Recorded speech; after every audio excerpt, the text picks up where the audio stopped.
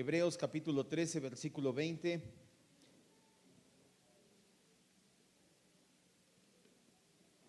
Estoy como el circo en la ciudad, que se va y se va. Últimos días.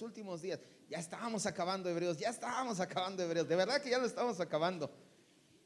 Pero de verdad que sí lo vamos a acabar en serio. Sí vamos a pasar a otro libro. No creo que va a ser aquí todo. Sí ha visto el circo, ¿verdad? Como dice, se va últimos días. Al principio cuando eres niño te la crees y dices, mamá, llévame que se va la próxima semana. Pasan 6 meses y ahí sigue el circo. Lo mismito, si voy a acabar, sí, de verdad que ahí vamos y mire. Pero es que de verdad es tan rica la palabra de Dios. Hoy se va a dar cuenta, fácilmente pudimos haber hecho 5 predicaciones de este solo versículo. De este solo versículo pudimos haber hecho 5 muy buenas enseñanzas. Nos vamos a quedar con una que considero la más apremiante. Hebreos capítulo 13, versículo 20. Sígame con su vista y le voy a ir diciendo cuáles serían las que pudieron haber salido de aquí. La primera, el Dios de paz. Pudimos haber hablado del Dios de paz, toda una enseñanza. La segunda, la resurrección de los muertos, el que resucitó a nuestro Señor. La segunda, la resurrección de Cristo. La tercera, el Señor Jesucristo. El título curioso, Señor, es maravilloso. El gran pastor de las ovejas sería la cuarta. Y la sangre del pacto eterno. Son 5 enseñanzas que podrían salir de aquí, pero nos vamos a quedar con el gran pastor de las ovejas. Pero vamos a ir poco a poco entendiendo a qué se refiere nuestro escritor. Cierre sus ojos y vamos a orar. Bendito Dios, una vez más nos das la bendición de tener palabra viva y eficaz. Una vez más nos permites saborear, degustar, aprender por medio de tu palabra. Una vez más nos das esta bendición y queremos aprovecharla, mi Dios. Queremos concentrarnos, queremos poner atención, queremos aplicarnos para que esta palabra no solamente esté en nuestra mente, sino que también baje a nuestros corazones y cambie lo que tenga que cambiar. Primeramente en mi persona, mi Dios, no pretendo ni lo querré hacer jamás que esta palabra sea para los demás, sino para mí. Primeramente moldéame por medio de ella y asimismo a mis hermanos, mi Dios. Todo con el propósito único de ser como Cristo. Esa es nuestra meta, ese es nuestro anhelo máximo, para glorificarte como debe de ser. Gracias, maravilloso Dios, te decimos siempre en el nombre de Jesús. Amén. Nuestro autor acaba de solicitar, si nos regresamos un par de versículos, lo que vimos la semana pasada, le solicitó a la iglesia que orara, a la iglesia a la cual escribe la carta, que ore por él. Ya le dijo, oigan, oren por mí. En primer lugar, sobre todo le pide sus oraciones porque quiere aliviar la tensión, quiere demostrarse que él también necesita de ellos. Es una manera de bajarse del pedestal y decir, no crean que yo logré todo solo y que estoy acá y que no necesito de ustedes. No, hermanos, yo también necesito sus oraciones. Háganme un favor, oren por mí. Él lo hace porque quiere aliviar una tensión que se está dando, primero porque los ha estado exhortando muy fuerte. Y además se da cuenta que la enseñanza del sacerdocio de Cristo en lugar del sacerdocio de Aarón no ha sido fácil de asimilar. Ya lo entendimos. Tú puedes decir que tiene de difícil. Yo lo leo en el Antiguo Testamento y lo veo en el Nuevo Testamento. Está muy fácil. Pero nosotros no somos hebreos de nacimiento. Estos destinatarios de la carta, desde que nacieron los llevaban al templo, llevaban ofrenda, veían al sacerdote y sus padres les decían, ves al sacerdote, es el hombre más santo de nuestra nación. Y ellos entonces vino un shock y por eso es que nuestro escritor dice, vamos a calmar las cosas, tranquilos, lo estoy haciendo con limpia conciencia. Es decir, no les escribo esto por molestar, no tengo nada en contra de ustedes, al contrario, es para su beneficio. Y del lado de uno como pastor es porque sé perfectamente que un día voy a dar cuentas de Dios por este rebaño y no quiero entregar malas cuentas y decir, Señor, sí teníamos que hablar de la membresía y de avisar y de cosas así, pero sentía feo decirles, prefiero de verdad, y no es porque mi corazón sea que usted se moleste, pero si un día tengo que elegir entre que se moleste usted o se moleste Dios, ¿a quién tenemos que elegir? No queda de otra. Ya lo dice Pablo, ¿a quién quieres agradar? ¿A Dios o a los hombres? Siempre a nuestro Señor y Dios. Pero vaya, no significa que tenemos que molestar por molestar. Inmediatamente después de pedir las oraciones a la iglesia, comienza a despedirse. Esto es la despedida de la carta de este escritor. Lo hace de una manera tan rica teológicamente hablando y con un lenguaje tan excelente que definitivamente podríamos pasar muchas enseñanzas en estos últimos versículos. Prácticamente podemos hacer un tema de cada frase. Vamos a desglosarlo, nos vamos a tardar 1 o 2 minutos en las frases que no vamos a adentrarnos, en las demás sí. La primera frase, la primera enseñanza que podríamos ver: y el Dios de paz. Nuestro escritor pone las cosas como debe de ser, pone en primer lugar a Dios, el Dios de paz, lo presenta como el Dios de paz. Es muy importante porque es Dios quien crea la paz en los corazones y en las vidas de sus hijos. La paz que sobrepasa todo entendimiento solamente viene de Dios. Él no les dice la paz de Dios, Él les dice el Dios de paz. Él nos da a entender que Dios es el que disipa toda desconfianza, toda contrariedad, todo problema en nuestras vidas, y que con su sola presencia trae paz a nuestro corazón. Pablo utiliza esta frase también cuando se despide en sus cartas. Vamos a ver solamente 2 de ellas. Romanos 15:33. Y de aquí podríamos hablar, y no lo voy a hacer porque ahí tenemos una enseñanza que se titula el fruto del Espíritu, y en el fruto del Espíritu hablamos acerca de la paz. Creo que son 3 enseñanzas acerca de la paz de Dios, o la paz como fruto del Espíritu, del Dios de paz, obviamente. Así que ya no es necesario adentrarnos mucho. Lo único que le puedo recordar es que nuestra paz tiene un costo.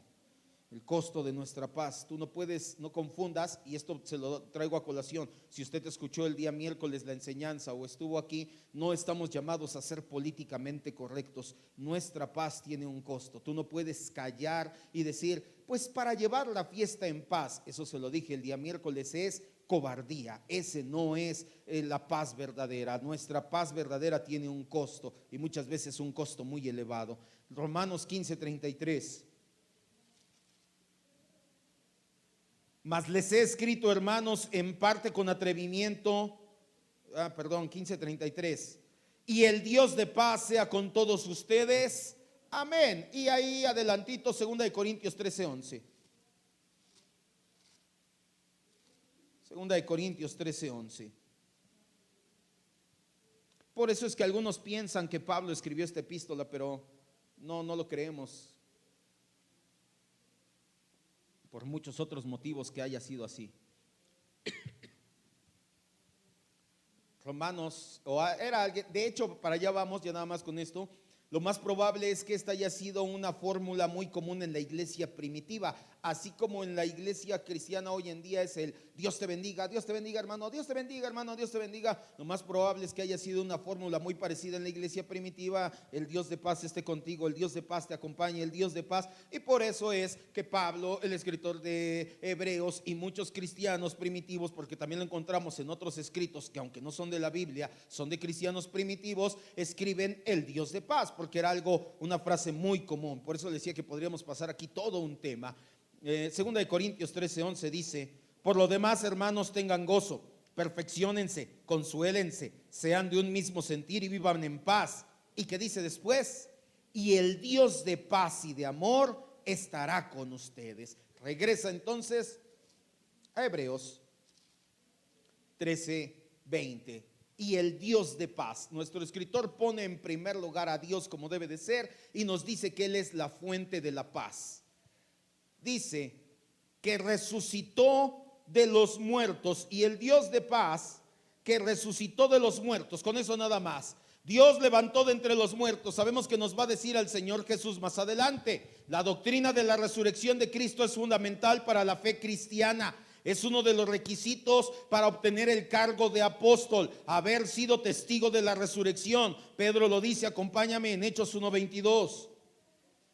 Aquí sí nos vamos a detener un poquitito más, porque esta doctrina de la resurrección es primordial para el cristianismo bíblico. No hay cristianismo bíblico, escúchelo bien, si no cree en la resurrección. Si usted viene con nosotros y dice, me gusta la enseñanza y cantan bonito, y es que es bien bonito ser cristiano y saber que Dios te ama, pero eso de resucitar de los muertos como que no se me da. ¿Cómo va alguien a levantarse de entre los muertos? Le tengo una noticia: usted es un gnóstico, usted está como los corintios en el siglo primero y usted no cree en el cristianismo bíblico. Un verdadero cristiano, cuando le dicen Cristo resucitó de los muertos, dice amén. Esta debe de ser una verdad fundamental en nuestro corazón. Hechos 1:22 dice: comenzando desde el bautismo de Juan hasta el día de que entre nosotros fue recibido arriba, uno se ha hecho testigo con nosotros. ¿De qué? Está hablando acerca del suicidio de Judas y dice, oigan, hace falta quien supla el apostolado. Tenemos que buscar una persona que haya comenzado con Juan, que haya escuchado la predicación del Bautista, que haya visto cómo se fue a los cielos, pero también que haya sido testigo de su resurrección. Es requisito para el apostolado. Por eso es que aquellos que se autonombran apóstoles en la actualidad están mintiendo. Nadie después de 2000 años puede decir que fue testigo de la resurrección de Cristo. En su predicación, testimonio y escritos, los apóstoles proclamaban la resurrección de Cristo una y otra vez. Tú puedes pensar que Pablo era un discípulo, pero que no había visto como los otros apóstoles al Señor Jesucristo. Esto queda arreglado en Hechos capítulo 9, cuando él se encuentra con Cristo resucitado en el camino a Damasco. Por eso es que Pablo en sus escritos se dice testigo de la resurrección y confirma su apostolado. Gálatas 1:1. Gálatas 1:1.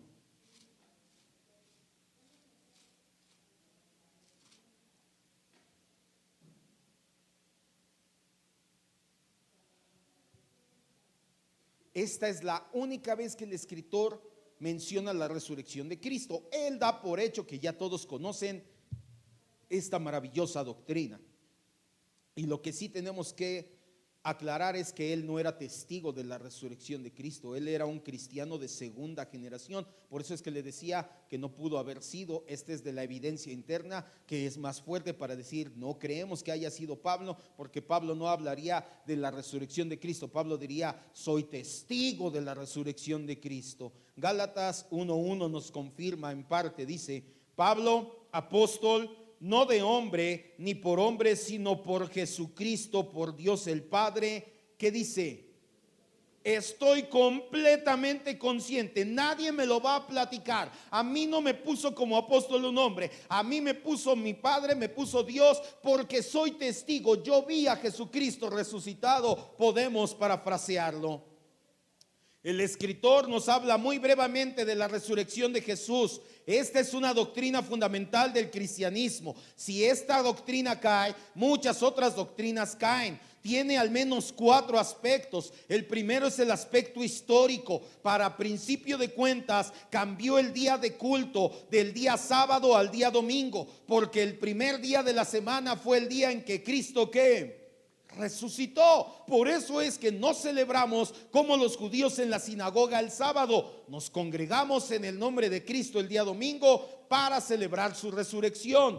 Tiene un segundo aspecto, el aspecto apologético, es decir, de defensa. Defiende la fe. Por medio de la resurrección quedan bien cimentadas la persona de Cristo. Mateo 12:39. Y por eso me encanta este tipo de versículos, porque son muy ricos teológicamente. Podemos ir a muchas citas y confirmar todo lo que está diciendo. La apologética, tengo un estudio como de 20 enseñanzas, están en línea, búsquelas.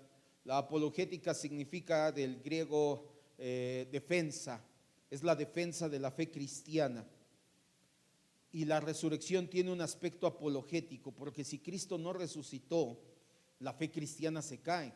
¿En qué aspecto? Primero, en la persona de Cristo, porque si algo hacía Cristo, ahorita lo vamos a leer una y otra vez en su ministerio, era decirles, es necesario que el Hijo del Hombre padezca, muera, pero ¿qué más? Resucite. Y si Cristo dijo que iba a resucitar y no resucitó, es un mentiroso. Y si es un mentiroso, no hay cristianismo. Entonces, por eso es tan importante. Tú no puedes decir, nah, pues ya no creo eso. Entonces no hay cristianismo en tu vida. Cristo resucitó. Mateo 12:39, ¿ya lo tiene? Dice, respondió y les dijo: la generación mala y adúltera demanda señal, pero no le será dada sino la señal del profeta Jonás. Y puedes seguir leyendo y te está hablando de 3 días y 3 noches y te está hablando de la resurrección. El segundo aspecto es la doctrina cristiana. Te lo decía, ya no vayas. En 1 Corintios 15 el apóstol Pablo defiende la doctrina por medio de la resurrección. El tercer aspecto es la inerrancia de las escrituras. Dios inspiró las escrituras. Las escrituras dicen que Cristo resucitó. Si Cristo no resucitó, ¿qué otra cosa en las escrituras está mal? Ahora, en un aspecto tan grande como la resurrección de Cristo tiene razón, entonces en los demás aspectos que tú y yo podríamos llamar pequeños, la Biblia también tiene razón. El tercer aspecto, el salvífico, Romanos 4:25. Y esto puedes ahondar y mucho. Tengo una enseñanza también en línea. No me pagan nada, no he monetizado, para que no digan, el pastor nada más quiere que lo oigamos en YouTube. Ya quiere ser youtuber. Nah, no me pagan nada no he monetizado mi canal, así que usted puede ir a escucharla. Es más, descárguelas y ya no de likes, no de views ni nada. Pero tengo una enseñanza, son 50 predicaciones, vienen como 3 o 4 temas de cristología bíblica acerca de la resurrección de Cristo. Ahorita lo estamos viendo en 5 minutos, lo que vimos ahí en 3 o 4 horas. Romanos 4:25 dice, hablando de Cristo, fue entregado por nuestras transgresiones y resucitado, ¿para qué? Para nuestra justificación. Los que ya tomaron el primer discipulado entienden la justificación como el glorioso intercambio. Dios nos ha dado su justicia, nosotros le hemos dado ¿qué? Nuestro pecado. Pero esto no sería posible si Jesucristo no resucitó de los muertos. Si el pecado se enseñoreó de Cristo y lo dejó ahí en la tumba, y Cristo no resucitó de los muertos, ni tú ni yo somos salvos, ni tú ni yo somos justificados. Porque ¿cómo le vamos a dar nuestro pecado si Él ya tiene suficiente pecado para estar muerto? Por eso es que es el aspecto salvífico. Y el último aspecto es el evangelístico. El cristianismo lleva presente 2000 años en el mundo. Durante todo ese tiempo ha trastornado a muchas naciones. El fundamento principal de la predicación cristiana es la resurrección de Cristo. El apóstol Pablo se paraba en Atenas, en donde quiera que iba, y les decía: Cristo resucitó. Los seguidores de Cristo han soportado muerte, persecución, hambre, tribulaciones, angustias, burlas y mucho más. Todo esto, y aún así ha permanecido de pie hasta la fecha, porque ellos creen firmemente que Cristo resucitó de entre los muertos. Pregúntate algo. Los primeros cristianos, los primeros 12 discípulos no vieron a Cristo resucitado. Ellos lo inventaron porque querían inventar una nueva religión. Ya estaban hartos del sistema judío y decían: ellos monopolizan la religión, vamos a inventar nuestra propia religión. Vénganse Pedro, Juan, Jacobo, vengan, vamos a inventar nuestra religión. Vamos a meter un éxito con esto. Jesús resucitó, ponlo ahí en los titulares. Ok, te la compro hasta aquí. ¿Y tú crees que por eso no se hicieron ricos? Tú puedes leer sus biografías. No se hicieron ricos, no se hicieron poderosos. Los mataron decapitados, los mataron crucificados de cabeza, los mataron amarrados de los pies y los jalaba un caballo por toda la ciudad, y sus sesos iban despotricándose por todos lados. ¿Tú crees que si hubieran inventado la resurrección después del primero o segundo muertos, qué hubieran dicho? Córtale. No, ¿cómo crees? No. Pero ¿sabes qué es lo que hacían?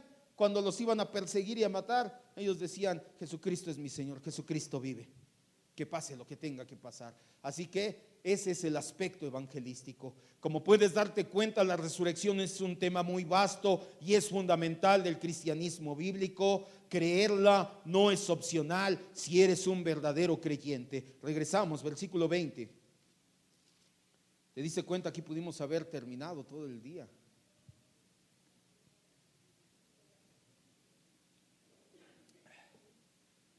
Continuamos, dice todo el versículo para que vayamos teniendo contexto. Y el Dios de paz, que resucitó de los muertos, la siguiente frase, a nuestro Señor Jesucristo.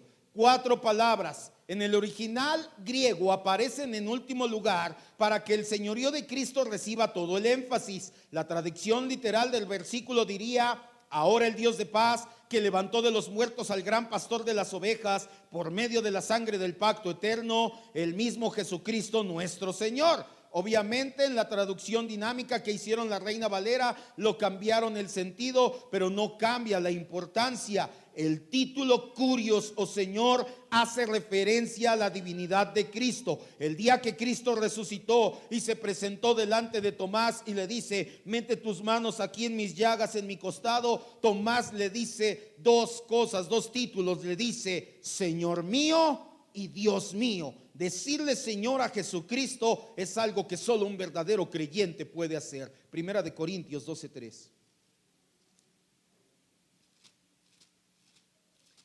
Pero entiéndelo en su contexto más profundo,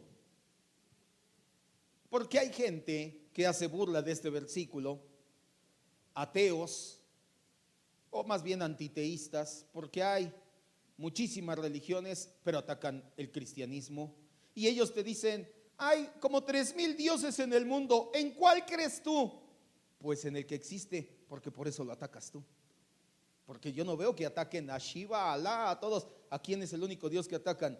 Al Dios del cristianismo, porque es el Dios que los confronta. Y te dicen: mira, Jesús es el Señor, Jesús es el Señor, Jesús es el Señor. Ya ves, no soy cristiano, no tengo el Espíritu de Dios y puedo decir Jesús es el Señor. No te está hablando nada más de decirlo con tu lengua, con tus labios. Te está hablando de llevar el señorío de Cristo en tu vida y decir: mi vida la voy a alinear a lo que Dios dice, porque Jesús es mi Señor. De eso se trata esta frase. Léelo conmigo. Primera de Corintios 12:3 dice: por tanto les hago saber que nadie que hable por el Espíritu de Dios va a llamar maldito, es lo que significa anatema, a Jesús. Y nadie puede llamar a Jesús como Señor si no es por quién. La única manera de que tú quieras llevar amablemente el yugo, el señorío de Cristo, y esto lo vimos en el discipulado, la vida crucificada, en el momento en que tú le dices: Señor, yo ya no quiero el control de mi vida, ten tú, lleva tú el control de mi vida, quiero tu señorío en mi vida. La única manera de hacerlo es si eres nacido de nuevo. Si a ti no te gusta llevar el señorío de Cristo y tú dices: no, es que eso es mucho, es que no, ya. Piensa detenidamente si serás una persona nacida de nuevo, porque una persona nacida de nuevo sí o sí va a decir: Señor, toma control de mi vida. ¿Cuántos dicen amén? Amén. Terminamos, versículo 20 de Hebreos 13.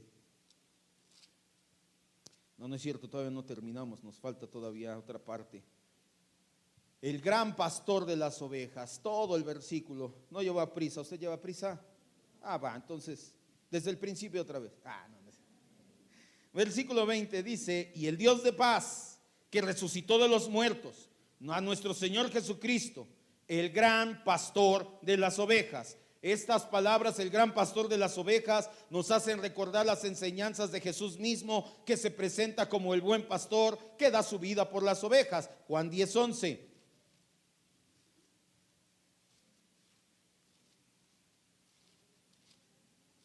Juan 10:11.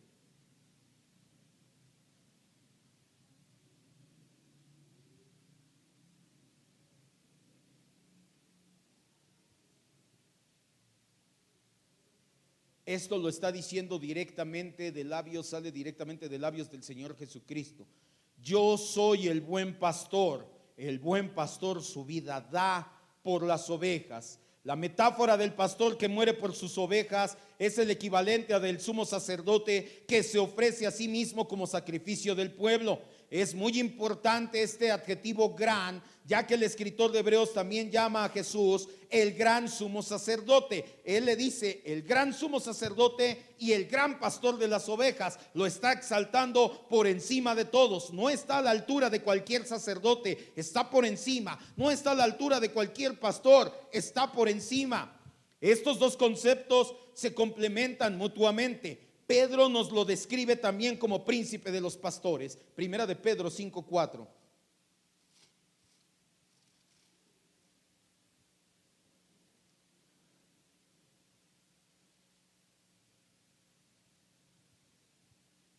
y es de aquí de donde vamos a sacar nuestra enseñanza, pero primero vamos a terminar el versículo.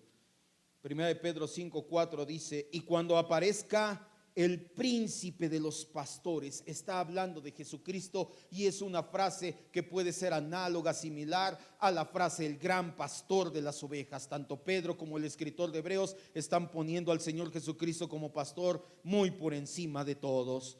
Este gran pastor fue el que derramó su sangre, sacrificó su vida por sus ovejas, es decir, por nosotros su pueblo, para obtener nuestra redención eterna por medio del pacto. Terminamos el versículo entonces, unas cuantas hojas atrás. Esta parte de la sangre del pacto eterno, junto con el sacerdocio de Cristo, son el tema central de toda la carta de Hebreos. ¿Te acuerdas que estuvimos aquí hablando del pacto varias semanas? ¿Cuál es el nuevo pacto, el pacto eterno? A diferencia de los hebreos que se lo escribió en piedra, bajó Moisés y estaba el pacto en piedra. ¿Dónde está escrito el pacto que tiene Dios con nosotros? En la mente y en nuestros corazones. El pacto de ellos terminó porque era condicional. Nuestro pacto es eterno, incondicional. El día que Dios cambie de opinión terminará, pero gracias a Dios porque Dios es inmutable y Él no va a cambiar de opinión jamás. Por eso su amor puede ser incondicional. Pase lo que pase, estés como estés, hagas lo que hagas, Dios te sigue amando. Gracias, Dios.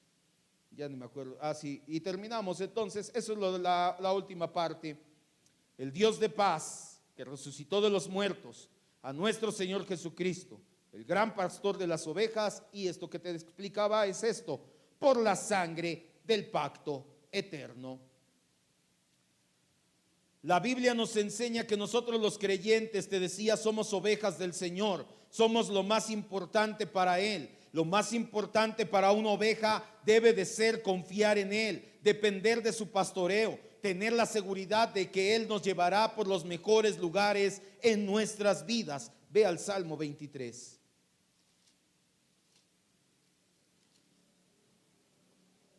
Y ponga ya mucha atención a partir de aquí. Si estaba poniendo atención, ponga más atención todavía. Y si no estaba poniendo atención, ahora sí hágalo.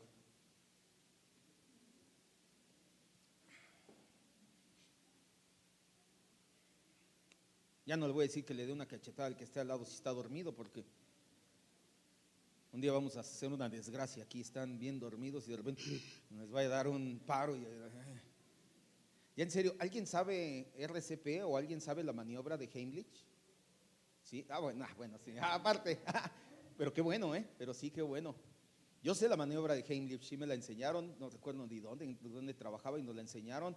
El RCP no sé si no fui ese día o qué, pero sí sería bueno, no sé si vio las noticias, sería bueno aprenderlo. En una secundaria en una secundaria un niño se ahogó. Entonces la maniobra de Heimlich es apretar, porque si una persona le querían meter los dedos para sacarle lo que estaba ahogando, lo único que hace es atragantarlo más. Tienes que apretar la boca del estómago para que el esófago haga fuerza, y saquen el bocado. Entonces sí sería importante. Esto ya no sé ni por qué salió, pero sí sería bueno que tuviéramos. ¿Mande? Sí, por la cachetada, porque si le da su cachetada a alguien aquí, es que ya no sé. Luego hay veces que llego de verdad a la cocina o al cuarto y digo, ya me acordé, ya lo empiezo a hacer. Híjole, sí, ya me aferro a mis últimos de juventud. Digo, sí, todavía soy chavo. No, ya no. Y los demás, ¿dónde? Entonces, no, ya no vamos a dar cachetadas porque, o a menos, bueno, si estás aquí, sí, mija, ya si le da el ataque, pues ya le hacemos gracias RCP. Salmo 23. Dice la Biblia que Jesús es el gran pastor, y el Salmo 23 nos muestra cómo nos pastorea. El Salmo 23 es un mapa de la vida del cristiano, ya se lo enseñé antes. Jehová es mi pastor, nada me faltará. En lugares de delicados pastos me hará descansar, junto a aguas de reposo me pastoreará, confortará mi alma, me guiará por sendas de justicia por amor de su nombre. Aunque ande en valle de sombra de muerte, no temeré mal alguno, porque tú estarás conmigo. Tu vara y tu cayado me infundirán aliento. Preparas la mesa delante de mí en presencia de mis angustiadores.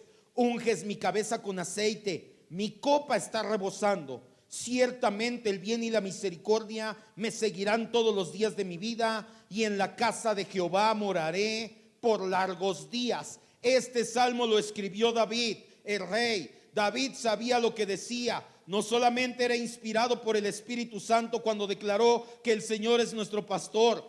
Él estaba viviendo momentos difíciles y conflictivos. Atravesaba valles de sombra y de muerte. Constantemente sus enemigos lo asediaban. A donde iba había siempre traición a su alrededor. Por demás, entonces, es que él debía de confiar en el pastor de pastores, como una inocente oveja confía en su pastor. David mismo era pastor de ovejas antes de ser el rey de Israel. Él era capaz de enfrentar a un lobo, a un oso, a un león cuando una de sus ovejas era atacado. Él sabía perfectamente que Dios lo podía guardar de todo mal. Hay algo que tú puedes ver en cualquier rebaño de ovejas en el mundo. Las ovejas están comiendo y se escucha el aullido del lobo, se escucha mucha barullo de que llegan a perseguir o a querer robar o hacer algo a las ovejas. ¿Sabes qué hacen las ovejas? Las ovejas no salen corriendo despavoridas. Las ovejas levantan su cabeza, están comiendo, voltean a donde regularmente está su pastor. Y si su pastor está ahí, ¿sabes qué hace la oveja? Sigue comiendo, porque dice: yo tengo quien me cuide, yo no va a haber ningún problema, aquí está el que me cuida. Eso es muy importante y por eso no te puedo dejar de insistir que tú no puedes amar, confiar y descansar en un Dios que no conoces. Las ovejas conocen perfectamente a su pastor y por eso dicen: no pasa nada, ahí está mi pastor, me va a cuidar. Pero muchos de nosotros llegan los problemas, las dificultades, las situaciones y estás: ¿a dónde corro? ¿Qué hago? ¿Qué? En lugar de levantar la mirada y decir: Dios, tú tienes el control, tú eres mi pastor, tú me estás cuidando. Si tú conoces a Dios como David le conocía de primera mano, vas a confiar siempre en Él, no importa en qué circunstancia estés. El profeta Isaías también nos llama ovejas, pero él lo hace de una manera, una aplicación muy distinta. Isaías 53:6.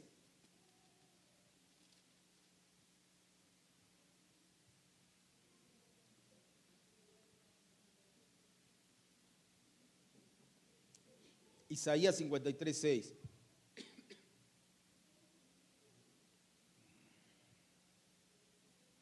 El gran pastor de las ovejas.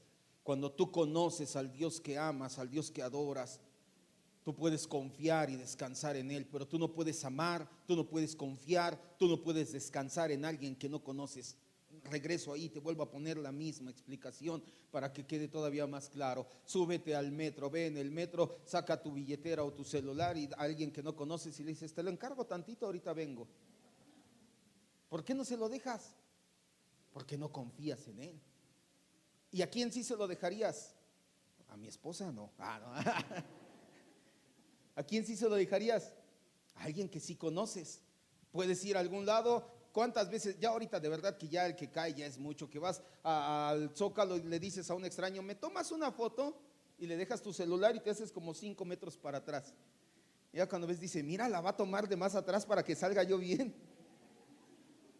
Ya se fue con tu celular. En cambio, cuando conoces a alguien, le confiesas a tu vida, le confías tu intimidad, tus secretos, tu corazón. ¿Por qué no puedes confiar en Dios y descansar en Él? Porque no lo conoces. ¿Y cómo conocerlo? Teniendo mi devocional diario, descansando en Él. Isaías nos habla de que somos ovejas, pero de una manera diferente. Isaías 53:6 dice: todos nosotros nos descarriamos como ovejas, cada cual se apartó a su camino, mas el Señor cargó en Cristo el pecado de todos nosotros. Esto es para que entiendas que la oveja perdida, en Lucas capítulo 15, en la parábola de la oveja perdida, y cuando la Biblia nos habla de la oveja perdida y descarriada, no se refiere a los cristianos alejados de la iglesia. No te está hablando de los hermanos lastimados, alejados, dolidos o resbalados. Cuando la Biblia nos habla de la oveja perdida, está hablando de cómo nos encontrábamos nosotros antes de ser nacidos de nuevo por la gracia de Dios. Lamentablemente, no pocas iglesias están muy mal acostumbrados y mal enseñados. El día de hoy, mucha gente tiene pastor dependencia. son el tipo de gente que si no consigue lo que quiere, que el pastor esté siempre ahí con ellos, viéndolos a ellos, estando con ellos, amenazan con caprichos de irse de la iglesia o definitivamente lo hacen. Nos pasó hace tiempo a mi esposa y a mí. Llegamos aquí a pastorear, ya tiene no sé cuántos años, y había un matrimonio con hijas que iban a la iglesia, ellas tres, y no iba el esposo los días domingos porque trabajaba. El día miércoles tenía todo para estar ahí, no iba. Fuimos el martes a visitarlo, le agradó, nos invitó a un café y dijo: mañana nos vemos, pastor. Ah, perfecto. A la siguiente semana dije: vamos a confirmarlo un poquito más. A la siguiente semana ahí estuvo. A la tercera semana no fui. ¿Qué crees que pasó al siguiente día? Dije: bueno, pudo haber pasado algo. Fui a verlo a la siguiente semana, el martes. Ahí estuvo otra vez el miércoles. Dije: algo está pasando aquí. No fui la siguiente semana, ni volví a ir a verlo a su casa ningún martes ni para que fuera a la iglesia. ¿Sabes cuándo regresó a la iglesia? No volvió a ir a la iglesia. Porque lamentablemente estamos acostumbrados a que el pastor tiene que venir a verme, tiene que estar al pendiente. No estoy diciendo que no lo hacemos, no estoy diciendo que no te amamos. El problema es cuando hay esa dependencia excesiva porque el pastor esté al pendiente de mi vida. Dios está interesado en que comprendas que tu auxilio, tu ayuda, tu socorro en la tribulación proviene de Jesucristo, no de un hombre. Por eso es que te decía en la mañana, el sacerdocio universal de los creyentes. Deja de pensar: lo voy a hacer con todo el gusto del mundo. Pastor, tengo un problema, ¿me ayuda a orar? Perfecto, pero mi oración no sustituye la tuya. Deja de pensar: no, ya el pastor va a orar. No, pues es que él está aquí al lado de Dios, yo estoy acá abajo. ¿Quién dice eso? Somos reyes y sacerdotes. Estoy a la misma distancia que estás tú de Dios, de mis rodillas del suelo. Así estoy de lejos de Dios y así estás de lejos tú de Dios. Pero mucha gente, pastor dependiente, dice: ya va a orar el pastor, ya para qué oro yo, ya con eso. No, te lo he dicho muchas veces también aquí. Muchas de las situaciones que pasas en tu vida es Dios diciendo: hijo, te has olvidado de mí, ven. Y te levanta, te quiebra la pierna, te levanta, te pone en hombros. Y tú lo que quieres es: no, que le quiebre la pierna a otro. La falta de discipulado cristiano nos ha llevado a pensar que todo el tiempo somos bebés espirituales. Te lo dije la semana pasada. No es, te lo repito, no te confundas. No es que no te quiera pastorear, pero estamos confundiendo la pedagogía espiritual. Las personas que apenas van comenzando, que sí tienen esa necesidad, o como la semana pasada, personas que ya tienen más tiempo, que ya tienen más discipulado, que ya deberían de demostrar más madurez, pero que siguen usando un pañalote. No se trata de eso. Son bebés espirituales que hay que estarlos atendiendo constantemente. Y si le pones encima el estilo de pastoreo que delegó el pentecostalismo, que se basa en visitar exhaustivamente a los congregantes con el fin de que no se vayan de la iglesia. Cuando yo llegué a pastorear aquí, obviamente en el movimiento donde estábamos antes, y no es lo que callamos los pastores, créeme que eso es otro. El pastor que estaba antes del pastor que yo vine a suplir, porque el pastor que yo vine a suplir aquí en la comunidad en Valle de Chalco, hubo una situación y se fue, y entonces llegué yo, pero antes de ese pastor había otro pastor, algunos sí lo conocieron, y entonces él me decía: yo hago algo, hijo, yo acaba el servicio y fulano, sutano y mengano no vino, tomo mi bicicleta, andaba él en bicicleta, dice, y voy a su casa a verlos. Dice: no dejo ni que acabe el domingo. Ah, qué bueno, pues gracias, Paz, gracias por el consejo. No tengo bicicleta. Sí, no, sí. ¿Sabes cuál es el problema con eso? Te lo acabo de decir. La codependencia espiritual. El que no vas a crecer nunca. El que me visitan, vengo. Tú debes de tener la madurez suficiente para decir: venga o no venga, esté quien esté, sea lo que sea, pase ya este pastor algo en su vida y cambiemos de pastor, me cambio de casa, se levanta otro pastor aquí, fallezco, se levanta otro pastor aquí o lo que sea. Tú tienes que saber que vienes aquí a adorar al Señor Jesucristo. Esa debe de ser tu madurez espiritual. Hablando de esto nada más. La tarea de encontrar la oveja perdida de parte del Señor Jesucristo nunca ha sido sencilla. Esto ya te estoy hablando de la salvación. En primer lugar, en el aspecto natural, el campo donde se perdían las ovejas era extenso. Además, se confundían fácilmente con el entorno. Lo primero que pasaba es que la oveja se ensuciaba y enlodaba y fácilmente la confundías. Además, los terrenos eran peligrosos, eran rocosos. Las bestias del campo ofrecían un peligro adicional. Y por si fuera poco, al cansarse las ovejas ya no pueden balar. ¿Sabes que el sonido que hacen las ovejas, el be, se llama balido? Y cuando una oveja está cansada, ya más es, ya no puede, ya se cansó. Pues esos éramos tú y yo espiritualmente antes de nacer de nuevo. Y aún así el Señor Jesucristo fue, nos encontró, nos salvó, nos puso sobre sus hombros y nos trajo a su casa para la gloria de Dios. Lucas 15:5. Por eso Jesucristo es el gran pastor de las ovejas. No significa, por eso le digo, no se confunda. Entonces si dejo de venir el pastor no me va a visitar. Por supuesto que sí, si lo amerita. Ya lo vimos la semana pasada, pero si no avisas, no adivinamos tampoco. Y en cualquier otra institución avisas o pides permiso, aquí al menos mándanos un mensaje, una llamada, te lo agradeceremos. Literalmente te voy a poner gracias por hacerlo. No significa que no te voy a visitar, pero es muy importante este punto de la madurez espiritual, de no ser codependientes espirituales, porque aquí tenemos una iglesia local que se extiende ampliamente. No todos vivimos aquí en Valle de Chalco. ¿Cuántos vivimos aquí en Valle de Chalco? Levante su mano. La mitad, si acaso. Y otros vienen de la Gustavo Amadero, y otros vienen de Iztapalapa, y otros vienen de Iztacalco, y otros vienen de Texcoco, y otros vienen de Tecámac. ¿De dónde más nos visitan? De Ecatepec. Esos son los peligrosos, cuidado. Esos son los peligrosos, cuidado. De Nesa. De Nesa. Si te das cuenta, estamos como para que digas, pues no vino, agarro mi bicicleta y voy a Nesa a verlo. Póngase sobre sus pies. Ya terminamos. Lucas 15:5. Jesucristo es el gran pastor de las ovejas. Él está al pendiente de nosotros. Él nos ama y dio su vida por nosotros.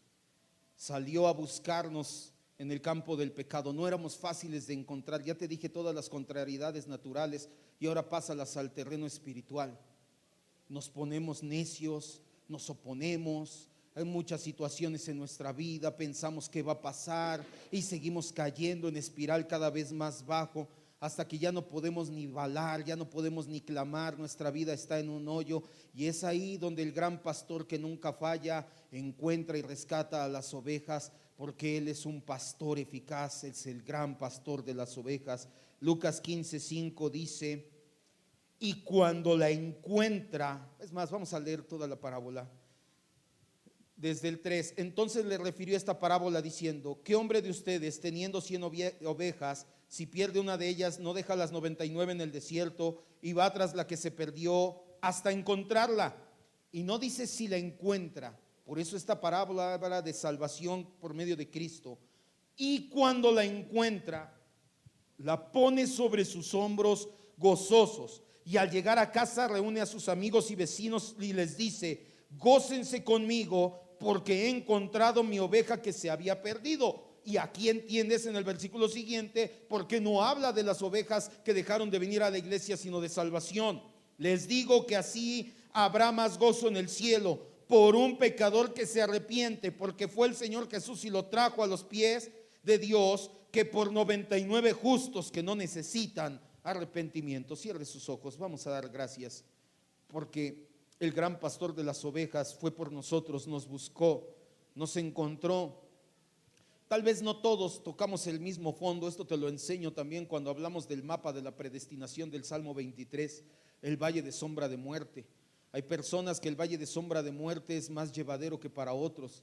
Hay otros que tuvieron que tocar fondo y que su testimonio de conversión es impactante, que cayeron en drogas, en alcoholismo, que vivieron en indigencia y cosas así, asesinos y todo tipo de personas. Habemos otros que no fue tan impactante y que dices, no, pues tuve un problema, una situación, o simplemente me sentía vacío espiritualmente. Sea como sea tu valle de sombra de muerte, Lo que tienes que agradecer es que el Señor Jesucristo no te dejó ahí, no nos dejó desamparados. El gran pastor de las ovejas fue hasta donde estábamos, nos buscó y nos llevó sobre sus hombros, y ahí estamos hasta el día de hoy, y ahí estaremos hasta que Él regrese. En Él estamos seguros. Así que vamos a dar gracias porque tenemos al gran pastor de las ovejas, porque tú, mi Dios, nos pastoreas por medio de tu palabra. Tú nos alimentas y nos fortaleces, nos llevas a los pastos verdes. Tú nos llevas por delicadas aguas, mi Dios, y también llenas nuestra copa porque la provisión diaria viene de ti. Unges nuestra cabeza, mi Dios, ese entendimiento de tu palabra viene también de que tú nos pastoreas. Nos guías por senda de justicia, Padre. No permites que nos desviemos en nuestro caminar, y cuando llega a pasar en nuestro caminar cristiano, tú, como el gran pastor de las ovejas, con tu vara y con tu cayado, nos jalas de regreso sí o sí al camino de salvación, porque ninguno de los tuyos se va a perder, mi Dios. Por eso confiamos con todo nuestro corazón en el gran pastor de las ovejas, en nuestro Señor Jesucristo. Te damos gracias, maravilloso Dios, porque en la casa tuya moraremos por largos días. Es decir, una vez que nos has salvado, no habrá nada ni nadie que nos quite de estar sobre tus hombros, de estar seguros para siempre en nuestra salvación. Esto, mi Dios, trae una paz que solamente el Dios de paz puede dar. Gracias, maravilloso Dios. En el nombre de Jesucristo decimos amén. Dios, denle un aplauso a Cristo.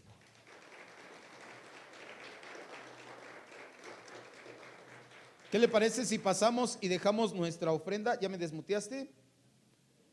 Vamos a entonar un cántico mientras pase, deje su ofrenda. ¿Para qué es la ofrenda? Es para poder sufragar. No, que ya me habías desmuteado, ya ves cómo eres. ¿Y ahora por qué no se oye?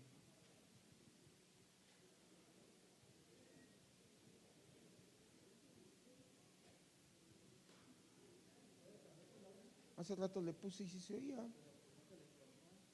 Sí. A ver, ahorita te digo.